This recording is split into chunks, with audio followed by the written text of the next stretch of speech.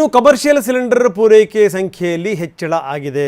ಇನ್ನು ಮುಂದೆ ರಾಜ್ಯಕ್ಕೆ ನಿತ್ಯ 10,000 ಸಿಲಿಂಡರ್ ಪೂರೈಕೆ ಆಗುತ್ತೆ. ಪ್ರತಿದಿನ 10,000 ಸಿಲಿಂಡರ್, 9,000 ಬದಲು 10,000. ಸಿಎಂ ಕೇಂದ್ರಕ್ಕೆ ಪತ್ರ ಬರೆದಿದ್ರು. ಎರಡನೇ ಪತ್ರ ಬಂದ ಮೇಲೆ ಇದಕ್ಕೆ ಸ್ಪಂದನೆ ಸಿಕ್ಕಿದೆ ಅಂತಾರೆ ಮುನಿಯಪ್ಪ. ಎಸೆನ್ಷಿಯಲ್ ಸರ್ವಿಸ್ಗೆ ಏನೀಗ ಆಟೋ ಓಡಿಸಿದ್ರೆ ಜೀವನ ನಡೆಯೋದಿಲ್ಲ. ಆಟೋ ಓಡಿಸಲೇಬೇಕು, ಅವನ ಜನಕ್ಕೂ ಅನುಕೂಲ ಆಗಬೇಕು ಮತ್ತು ಅವನು ಬದುಕು ಜೀವನ. ಅದಕ್ಕೆ ಪ್ರಯಾರಿಟಿ ಕೊಟ್ಟು ನಾವು ಇವತ್ತು 2,600 ಸಿಲಿಂಡರ್ ಅವ್ರು ಕೊಡ್ತಾ ಇದ್ವಿ. ಅಪಾರ್ಟ್ ಫ್ರಮ್ 10,000 10,000 ಎಕ್ಸ್ಕ್ಲೂಸಿವ್ ನಾನು ಎಕ್ಸ್ಪ್ಲೈನ್ ಮಾಡಿದ್ದೀನಿ ನೋಡಿ. ರೆಸ್ಟೋರೆಂಟ್ಸ್ಗೆ,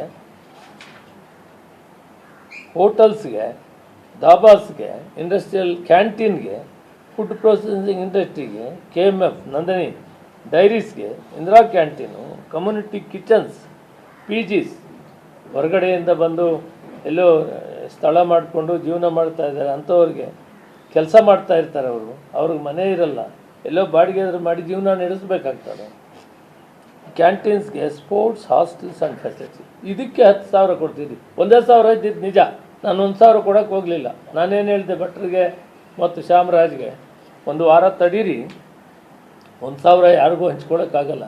ಒಂದು ವಾರ 1,000 ಸಿಲಿಂಡರ್ನ 10,000 ಮಾಡಿ ಇವತ್ತಿಗೆ 10,000 ಬಿಡುಗಡೆ ಮಾಡೋಣ ಅಂದರೆ ಕೇಂದ್ರ ಸರ್ಕಾರನೇ ಒಳ್ಳೆ ಕೆಲಸ ಮಾಡಿಬಿಟ್ಟಿದೆ. 20% ಮಾಡಿದ್ರಿಂದ ನ್ಯಾಚುರಲಾಗಿ ಎವ್ರಿ ಡೇ 10,000 ಕೊಡ್ತಾರೆ.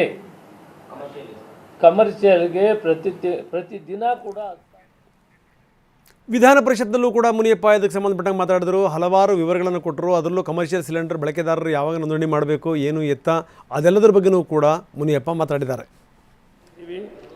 ಎಜುಕೇಷನ್ ಇನ್ಸ್ಟಿಟ್ಯೂಟ್ಸ್ಗೆ ಪ್ರಯಾರಿಟಿಯಲ್ಲಿ 4,800 ಸಿಲಿಂಡರ್ಸ್ ಕೊಡುವಂಥದ್ದನ್ನು ಮಾಡಿದ್ದೀವಿ.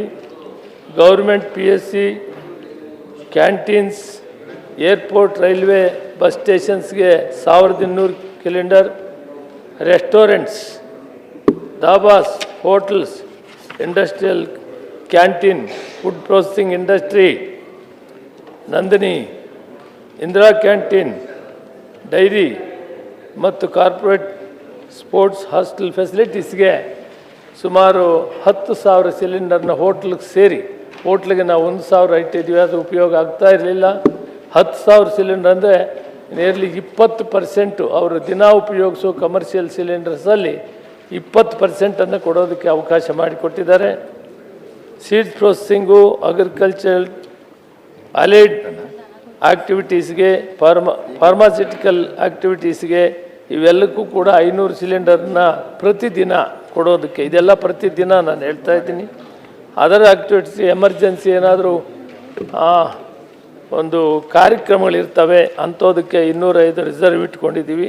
ತೀರಾ ಅವಶ್ಯಕತೆ ಇದ್ದರೆ ಅದನ್ನು ಕೊಡ್ತೀವಿ. ಒಟ್ಟಾರೆ 16,105 ಸಿಲಿಂಡರ್ನ ಪ್ರತಿ ತಿಂಗಳು ಕೂಡ ಖರ್ಚು ಮಾಡೋಕ್ಕೆ ಕೇಂದ್ರ ಸರ್ಕಾರ ಅವಕಾಶ ಮಾಡಿಕೊಟ್ಟಿದೆ. ಅದರಂತೆ ಇವತ್ತಿನಿಂದಲೇ ಹೋಟ್ಲುಗಳಿಗೆ 10,000 ಸಿಲಿಂಡರ್ನ ಕೊಡುವಂಥ ಏರ್ಪಾಟ್ ಮಾಡಿದ್ದೀವಿ. ಎಲ್ಲರೂ ಕೂಡ ಯಾರು ಏನು ಉಪಯೋಗಿಸ್ತಾ ಇದ್ದಾರೆ ಅದರಲ್ಲಿ 20% ಮಾತ್ರ ಕೊಡ್ತಾಯಿದ್ದೀವಿ. ಒಂದು ಆದೇಶವನ್ನು ಕೊಟ್ಟಿದ್ದಾರೆ.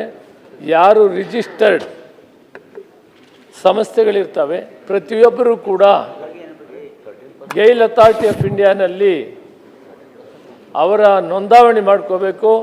ಅವ್ರು ರಿಜಿಸ್ಟರ್ ಮಾಡಿದವ್ರಿಗೆ ಮಾತ್ರ ಕೊಡಬೇಕಂತಾಗಿದೆ. ಅದಕ್ಕೆ 1 ವಾರ ಸರ್ಕಾರ ಟೈಮ್ ಕೊಟ್ಟಿದೆ. ಗೈಲ್ ಅಥಾರಿಟಿ ಆಫ್ ಇಂಡಿಯಾನಲ್ಲಿ ಗ್ರಾಹಕರೆಲ್ಲರೂ ಕೂಡ ಅವರು 1 ವಾರದಲ್ಲಿ ರಿಜಿಸ್ಟರ್ ಮಾಡ್ಕೊಬೇಕು. ಒಂದು ವೇಳೆ ಅವ್ರು ರಿಜಿಸ್ಟರ್ ಮಾಡದಿದ್ರೆ ಅವ್ರಿಗೆ ಮುಂದೆ ಸಪ್ಲೈ ಮಾಡೋಕ್ಕೆ ಕಷ್ಟ ಆಗ್ತದೆ. ಇನ್ನು ಕೊಪ್ಪಳದಲ್ಲಿ ಪೊಲೀಸ್ ಭದ್ರತೆಯ ನಡುವೆ ಸಿಲಿಂಡರ್ಗಳನ್ನು ವಿತರಣೆ ಮಾಡಲಾಗ್ತಾ ಇದೆ, ಪೊಲೀಸರನ್ನ ಇಟ್ಕೊಂಡು. ಯಾಕಂದರೆ ಗ್ರಾಹಕರು ಕಾಯ್ತಾ ಇದ್ದಾರೆ 6 ದಿನದಿಂದ. ಬುಕ್ ಮಾಡಿದ್ರು ಕೂಡ ಸಿಕ್ಕಿರಲಿಲ್ಲ.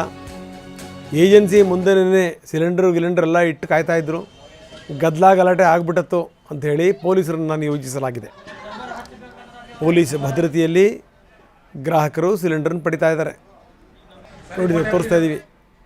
ಸಾಲಕ್ಕೆ ಸಿಲಿಂಡರ್ಗಳನ್ನ ಇಟ್ಟಿದ್ದಾರೆ.